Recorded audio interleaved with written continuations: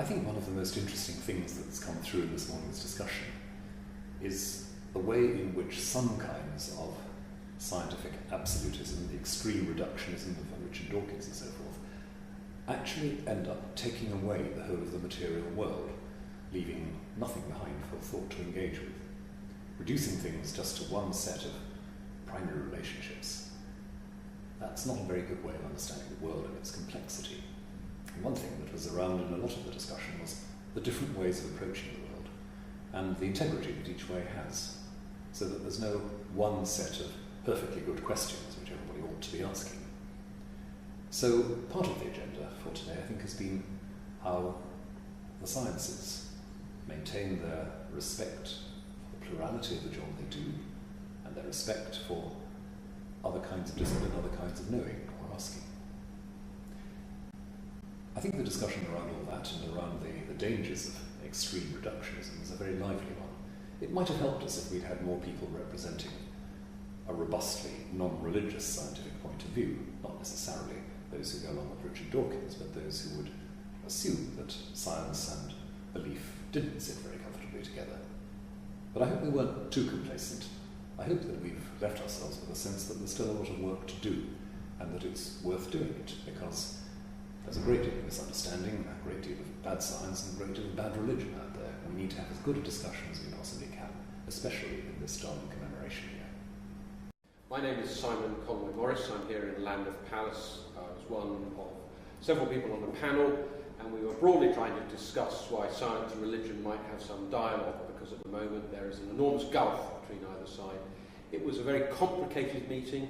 There was a large amount of discussion, and if I simply said, well, there's a great deal of unfinished business to be done, that we have a whole series of imponderables, that would make it sound rather vague. But perhaps one thing came out very clearly at the end, and this was a comment to do with the very important topic of global warming, because this in a way does bring together what it is to be human, what is the nature of the technological solutions, if there are any, but most importantly, what is our responsibility, irrespective of whether you're a Christian, Muslim, whatever religion, or indeed, if you're an atheist, what are we going to do about it?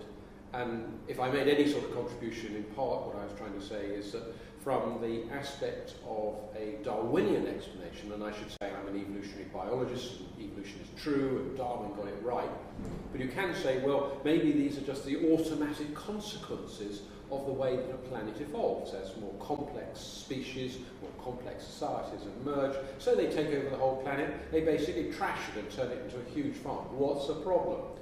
Of course there's a problem, because we feel that this is wrong, because we feel that our biosphere is valuable. We even have some self-interest in this. We don't all want to fry when it gets too hot for humans to survive in some parts of the planet. So in essence, what came out of this in many different aspects was the possibility that if we are too simplistic, if we erode our narratives so that we have apparently simplistic ways of looking at things, then ultimately we are losing a great deal of what it is to be human. And I think everybody would agree that being religious, even if you don't believe in a God, but the religious instinct of awe, the sense that the world is a wonderful place, is something which we dare not lose. And so I found it a very useful meeting. As I think the Archbishop Rowan himself said, this is just the beginning of a conversation. So it's been a pleasure to be here. Thank you.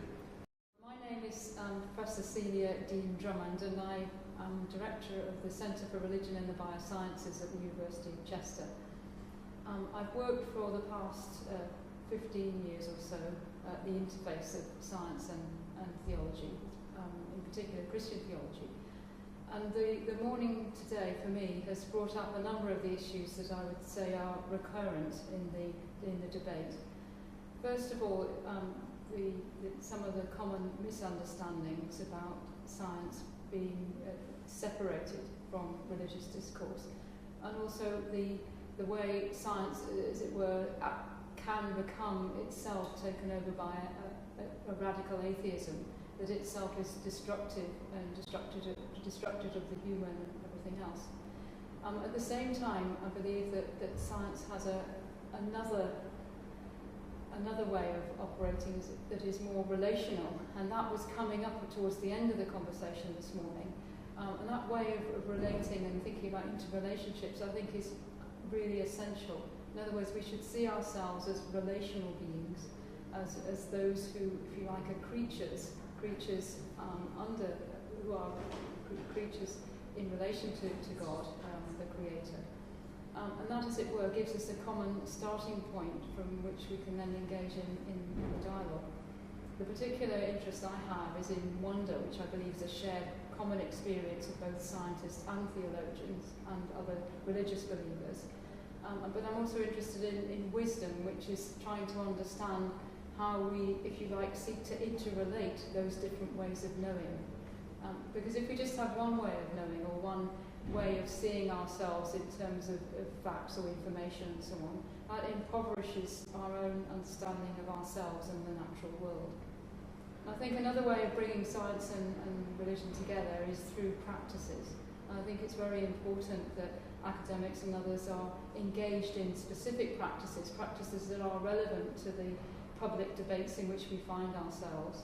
So we shouldn't allow the discourse of science and religion just to be taken over by what I would call the new atheism. We should also allow the conversation to have a positive impact on the way we see ourselves in relation to, for example, climate change or some of the other incidences of environmental justice and so on. And I think in that vein we can, if you like, start to work together, and it's through that working together and sharing some of those insights together that we will begin to build a better world, a world which, if you like, takes account of different ways of knowing and where we can learn from one another. I'm Professor David Jones. I teach bioethics in a small college in Twickenham. It was a very interesting morning, I thought. It was interesting to see the different views, even different religions who were represented. For me, I think that the fundamental thing which came across was that the task ahead is a similar task both for people involved with science and for people involved with religion, and that's how to get things across to a wider public. That I think it really came home to me that a lot of these technical things in science are very difficult for a wider public to understand. The public understanding of science is a real question, but so is the public understanding of theology and how the two things relate to one another. So I think that in terms of a way forward, I kept thinking, where do we go from here? What's the way forward? And the way forward, it seemed to me, was that both scientists and people of different religions have a task ahead of them to how to say simply what are the truths they live by, what are the things that they've come to understand, and to have that understood by a wider audience. My name's Janet Anderson Mackenzie. I'm vicar of a place called Boxwood, Hazelbury and Ditteridge, and before that I was a research scientist for 10 years.